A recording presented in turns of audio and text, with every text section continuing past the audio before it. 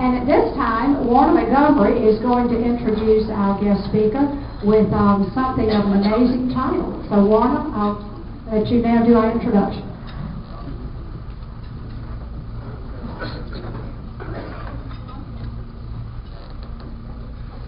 David Brinkman. I want that to soak in. David Brinkman is famous for at least three things.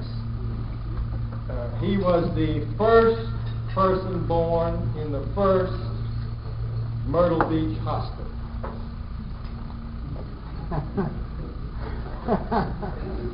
David Brinkman's father, Fred, was a member of this club and was the director of PRT.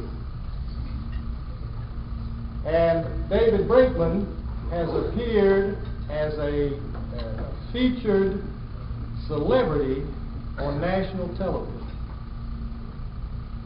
Now let's get to the bottom of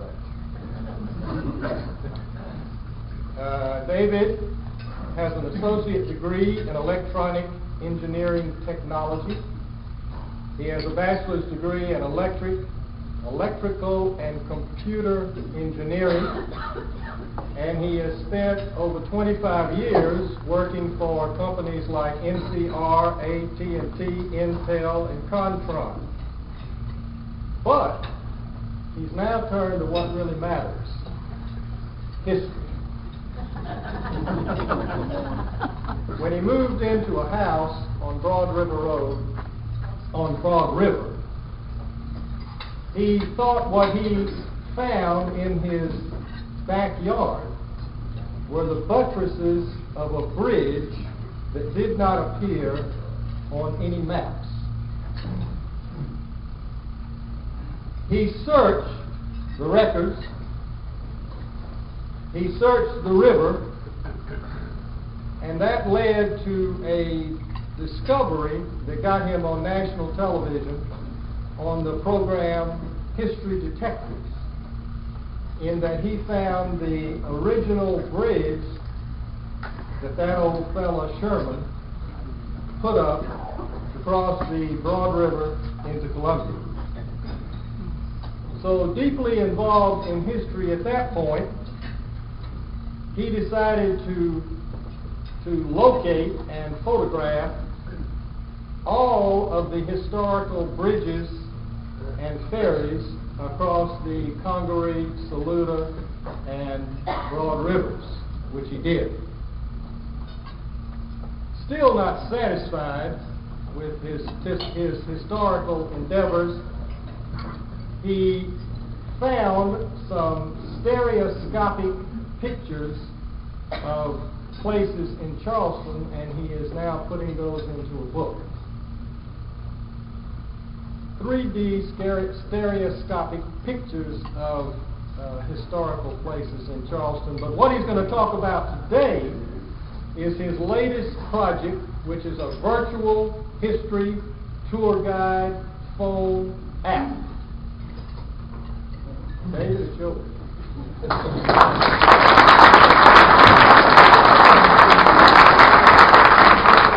Thank you, Warner. Warner got me into the Explorers Club, actually, part of this. He wasn't all that impressed with that bridge button in my backyard, but he thought I'd make a good Explorers Club member. Thanks for getting me started. Actually, the Explorers Club has actually helped me a lot. Pointer here. And so my background is engineering technology, and which is kind of the future. That's the way I always looked. So this is kind of an odd thing, getting into history, and just how did that happen? Well, it probably started in 1996, which was the year my dad hosted his World War II Navy reunion in Myrtle Beach. And as Warner said, my dad, or as was mentioned, my dad was the director of PRT for about 18 years. And he was a longtime member of the Columbia Rotary Club. He had, I forget how many years, but he had a perfect attendance for a very long period of time.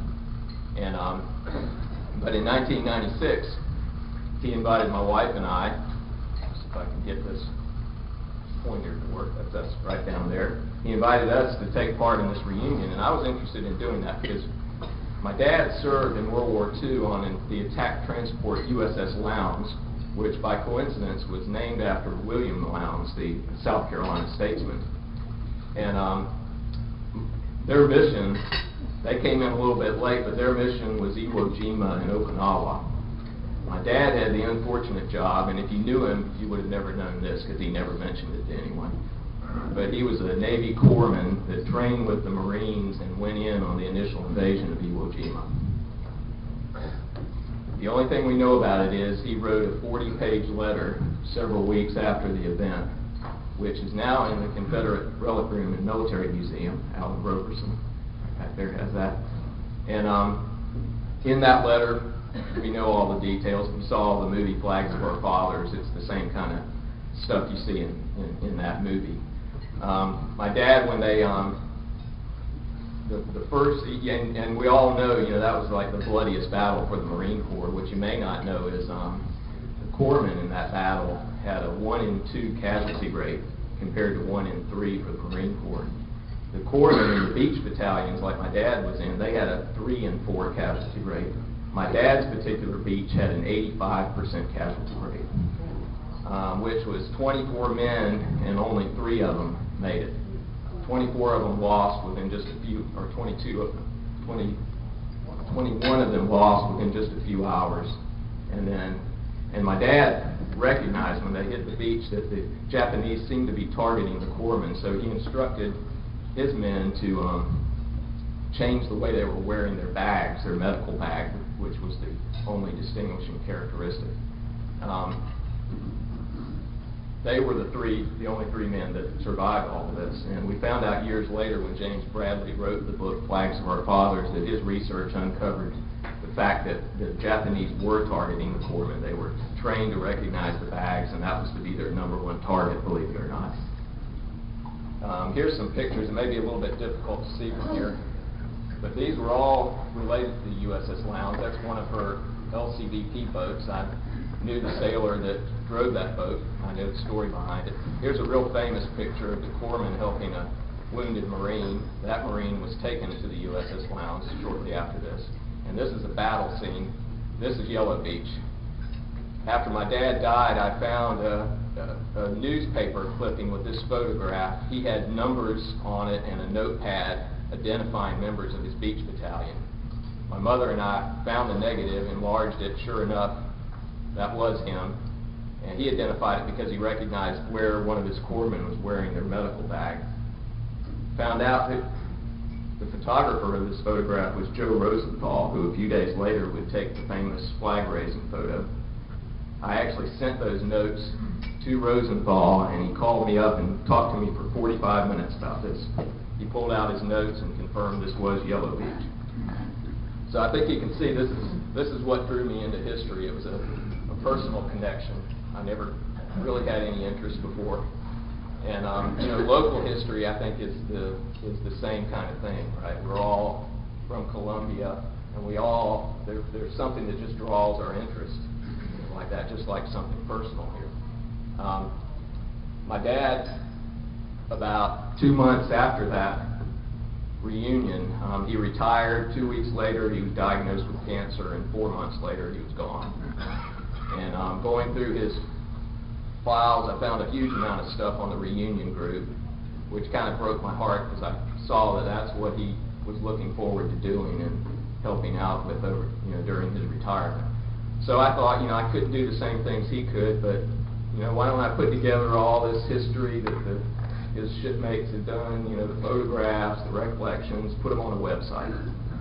And I did that, and one thing led to another, and I was working on this every night for 5 or 6 years. And then comes in the local history. I was kind of running out of things to do with that after that period of time. But when my wife and I bought this piece of property on the Broad River, as we started clearing it, we uncovered this big pile of rocks, which is all it looks like from right here. Looking a little bit closer, though, we found holes, what appeared to be hand-drilled holes, which were done to quarry the granite. They were drilled. You pour black powder into this and blast the rocks apart.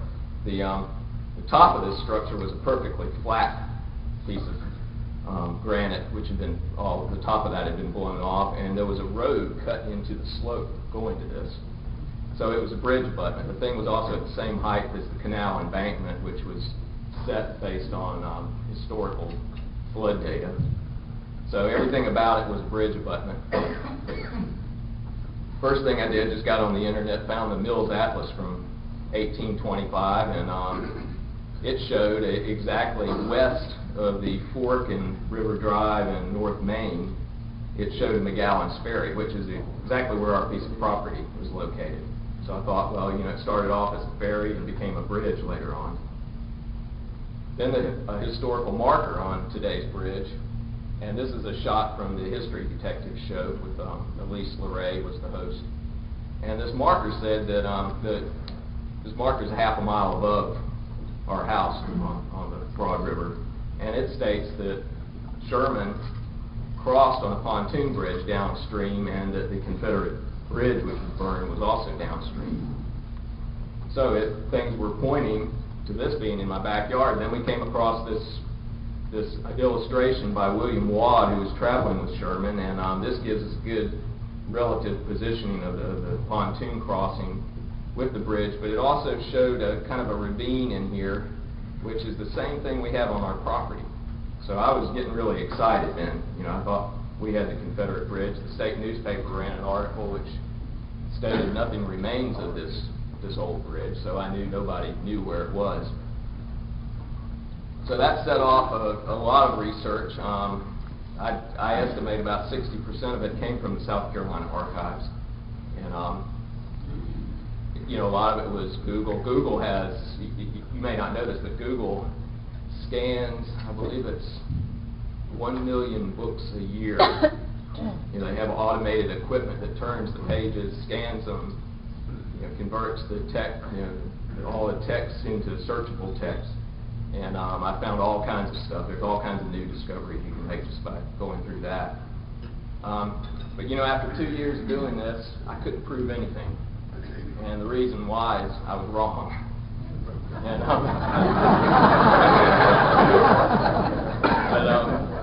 what helped was the Mills Atlas was wrong, and that historical marker was wrong.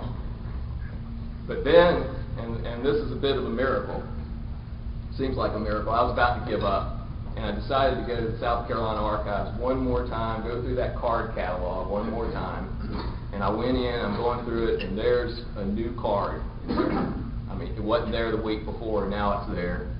It said 1870 Canal Survey. They brought it out, they unrolled it, it was 12 feet long, 200 feet to the inch, it's the scale. And I unrolled it, and it gave that same relative position of a ferry and the old bridge, just like in that drawing, but it was a half a mile upstream. So I was disappointed. I knew why I was wrong now, but I had the answer. And this survey was just incredible. You can't see it from here, but the civil engineer who did this was the top civil engineer in Rhode Island. It was commissioned by William Sprague, who was a U.S. Senator from Rhode Island, and he had bought up all this property in downtown Columbia, and his idea was he was going to widen the canal. He had to buy property. The canal was only 16 feet wide then. He wanted to make it 10 times bigger, and he was going to do that down Columbia and line Columbia with cotton mills. He was the richest cotton manufacturer in the world at the time. Unfortunately for Columbia and him, he lost his entire fortune in the Panic of 1872. And this survey got stuffed away somewhere. Columbia would pull it back out after they got all this land back, and they would implement it themselves. The only thing that came out of it is the mill that you see where the State Museum is today. But this survey was incredible. It did some scanning and overlay, and it showed the Confederate bridge to be 150 feet above today's bridge, and then Sherman's Crossing was at this, I was certain it was at this ferry site that was also shown just above this. If you go down the river, this is the same scan overlaid over 5 miles, and it shows the Gervais Street Bridge had not been rebuilt in 1870, and it shows the piers of the previous bridge here. And if you go out today and the river's low, you can see those. You can see a trace of those still out in the water. Go all the way down to Casey. This train bridge was built in 1870, and it shows that there's no error on this. It's amazing, and I think a surveyor will tell you that surveying techniques really haven't changed that much. If you took the time to do a survey that big, you could get this kind of accuracy. Well, in the Mills Atlas, what was wrong with that? Well, I went back to the archives, pulled out the 1818 state surveys, and did an overlay on that, and found out that these were accurate. They showed that McGowan's Ferry to be a half a mile higher up. So there was a mistake made when the surveys went over into the Mills Atlas that created that error. So I took, with that evidence, I still couldn't get, you just can't call up like SCIA, the South Carolina Institute of Archaeology and Anthropology, and tell them to send some guys out to do some archaeology work in your yard. They don't have the resources, and of course nowadays, there's no money either.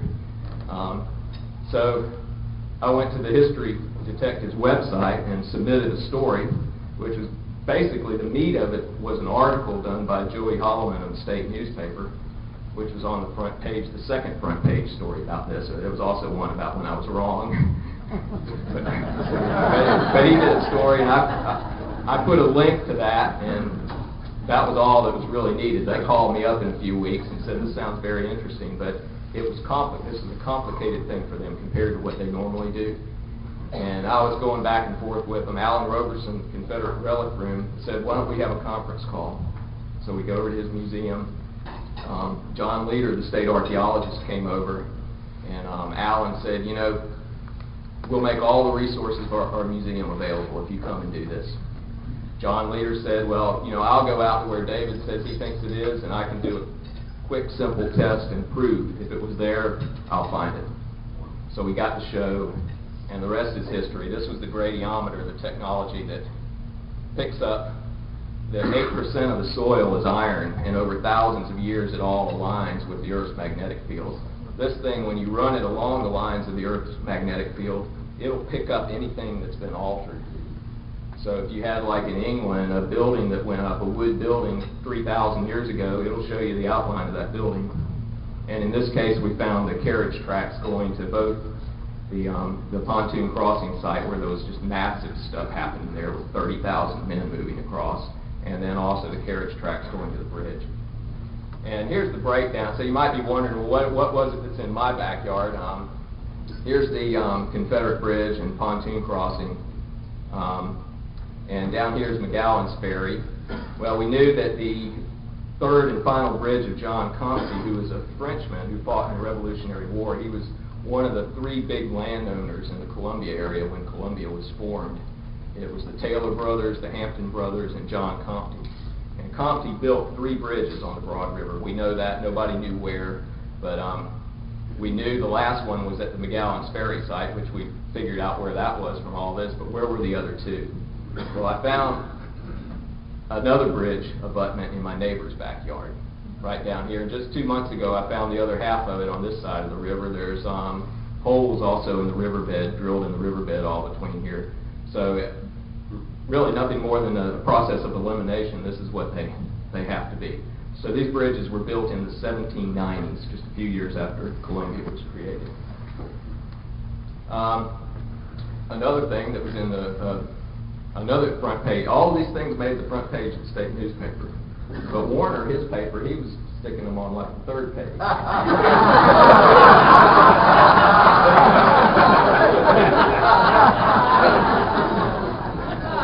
This one was very different. It went down into Casey, into some really old history. The first backcountry settlement of South Carolina was in Saxagatha. And this red you see is actually a 1730 survey.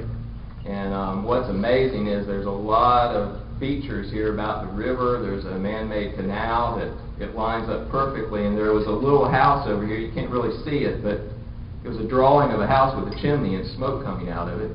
And Leo Redmond of the Casey Museum went out there and found chimney stones at that exact spot. So it's amazing. And also up here is a little bit newer kind of a survey of Granby, and both of these agreed on the exact position of the long forgotten, what local historians are calling Fort Congaree No. 2, which was built in like 1749. And the amazing thing is it sits right in the middle of this Riverland Park neighborhood on 2 lots, the only 2 lots on the river that are not developed, and that's where the sport was. So there could be some interesting stuff down there in the future. So this was all, and you know, a lot of archaeologists had already done some work in here. This is not real new stuff, but it's cool to see, you know, you take the technology, lay it down, and you know, it really gets people's attention. It really comes across.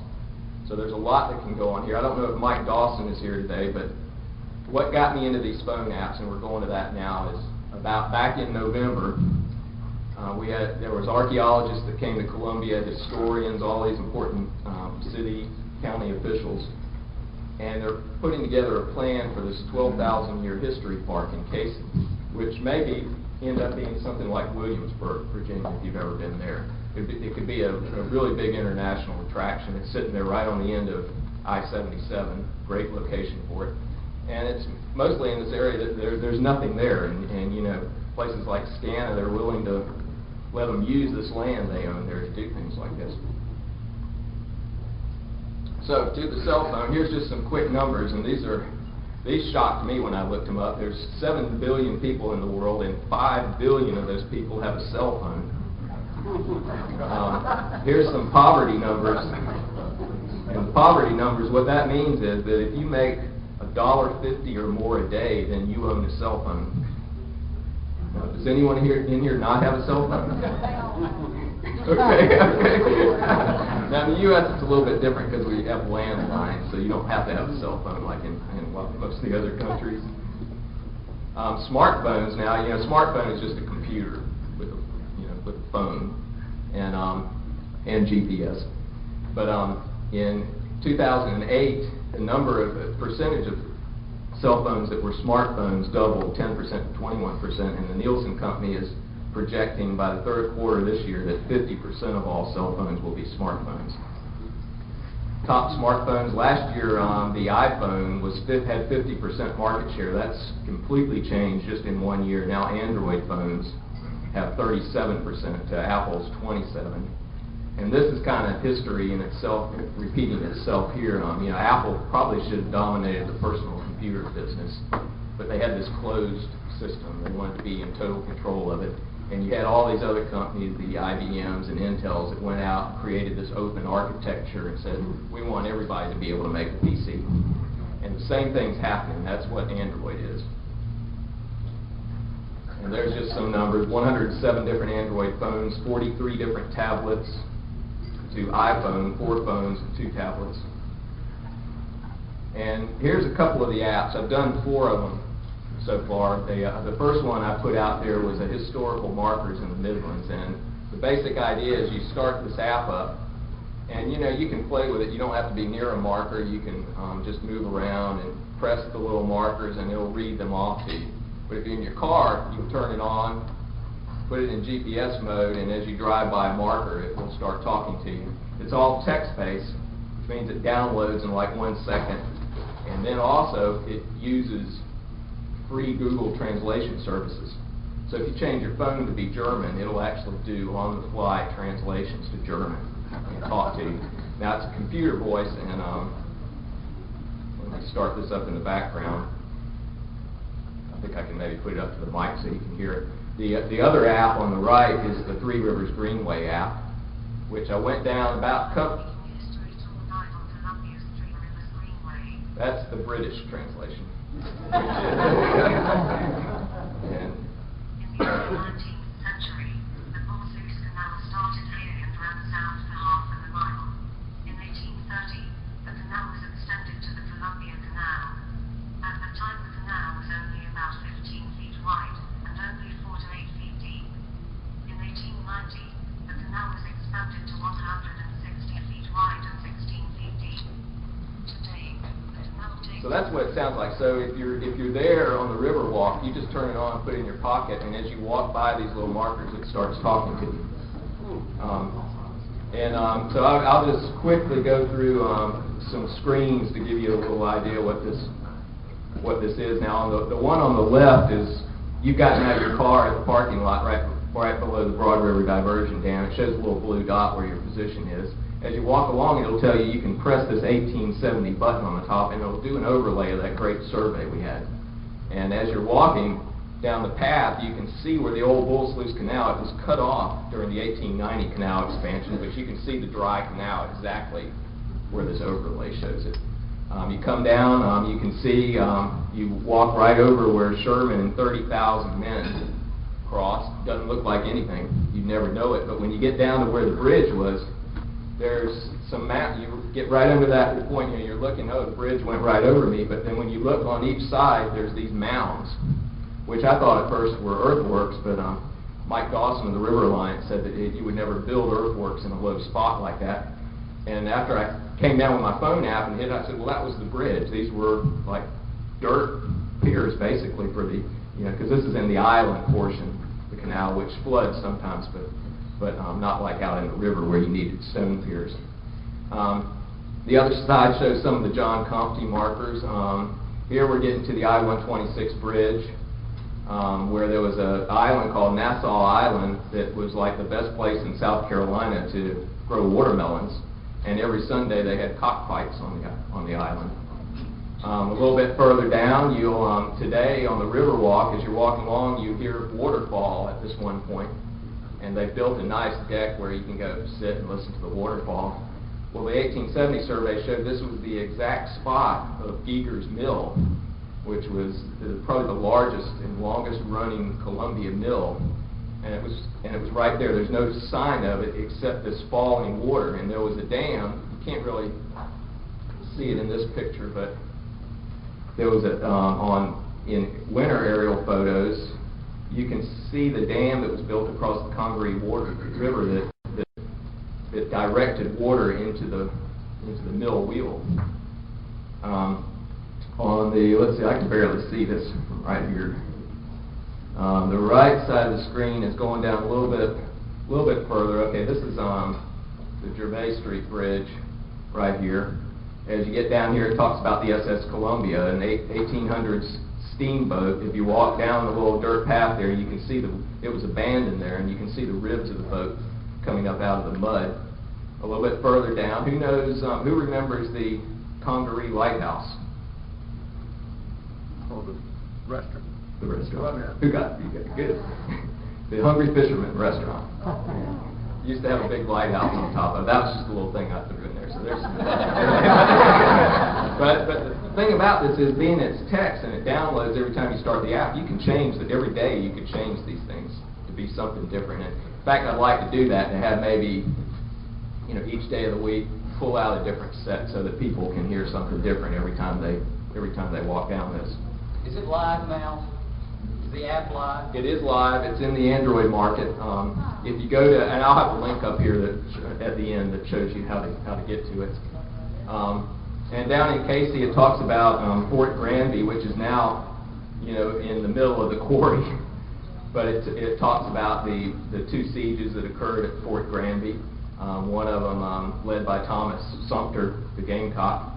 And as you get a little bit further down, it talks about probably one of the most famous ferry sites in South Carolina, Friday's Ferry, which was the site of Wade Hampton's three bridges, which were built in parallel with John Compton. And this is Wade Hampton I, the grandfather of the Confederate general and governor, Wade Hampton. And in 1791, when Wade Hampton was completing his first bridge, George Washington came through. And they had hoped to get him across the bridge, but it wasn't ready yet, so he took Friday's Ferry. Then over here as a placeholder, and let me get back to the 12,000-year history part. Mike Dawson was presenting all this stuff for it, and in the middle of it, they said, we want to do something with cell phones, but we don't really know what that means. And Dean Hunt, a local historian, was sitting next to me, and he stuck his elbow in my side, and he said, that sounds like a phone app to me. And that's really where the idea of this came. Now, there is a 12,000-year year park, the history park hasn't been created yet, but when it does, we're going to have a bunch of stuff down in there. For now, I did a placeholder on another future idea, and this is the Congaree Creek Heritage Preserve. And these are mostly checkpoints because this is a really rough path. You can lose the path when you're out there. But with the app, you can look and keep your way going along. And that's another idea for an app I'm working on now. In fact, I got a meeting at 2:30 today with the Palmetto Conservation Foundation, I believe it is, about doing the Palmetto Trail, which goes all the way across South Carolina. But there'll be an app with trails, South Carolina trails. You pick the one you want, and it goes to that. I have a Riverbanks Zoo app. Actually, it's called Zookeeper, and it can do any zoo. You just have to go out and take the GPS coordinates. And I think I have that here. Here's the zoo. There's actually some history stuff in the zoo. The Saluda Bridge, Confederate Bridge, the Saluda Mill, and Sherman's Rock, which is supposedly this overhanging rock that Sherman slept under the day before Columbia was burned. And then the Confederate Relic Room. This is a completely different app. We wanted to do the same kind of idea, but you can't do GPS inside a building. So I'm working with Alan Roberson and his crew, and we've set up a method, set up devices around in the museum where the phone knows where you are, and as you walk into a certain area, it will start talking to you. And it can do a lot of other things. It could launch videos. And, there's a lot there. It's a computer here, so we could. There's going to be all kinds of new ideas coming up as we move along with this. Just briefly, this was, and after we did the History Detective Show, this is a computer simulation. I went in and plugged in the coordinates where we found the old bridge and the pontoon crossing, and I laid down elevation data from today on this. And then looked at the William Wadd drawing, kind of populated it with trees like this drawing. I think Wadd was maybe up in a tree when he made this drawing. Other than that, they're very similar. And the neat thing about a computer simulation is you can move around in it, because I wanted to get the view from the Confederate side of the river, possibly to do a painting in the future. So this kind of lets you see. And there was a very dramatic scene here, a skirmish that occurred. General Wheeler of the Confederacy took 30 men across the bridge. They met Sherman's 30,000 troops head on. Shots were fired. They turned around real quick to get back over the bridge. Well, they set the bridge on fire and it went up immediately. Guys were almost burned to death getting across. Some others were captured. It was a very dramatic scene, and it's not in any history books. So we want to tell that story and get it into some kind of a painting. It would have to be a huge painting. You can see the distance we're dealing with going across the river. To be able to distinguish Confederates from the Union Army, it's got to be big. So, and then Warner mentioned this one, just mapping out all the little points of ferries and bridges. And here's a point you may not know about, is that Fernando de Soto, it's believed, now crossed on the Broad River just behind where the Youth Correctional Institute is on an island. And this is the first documented history of America, was Fernando de Soto and this expedition. So that's about it. I don't know if we have any more. Do we have time for questions? We don't have time for questions, but I know you said you had a 2:30 meeting, but if you could stay just a few minutes. Okay, I can stay a few minutes. Very good.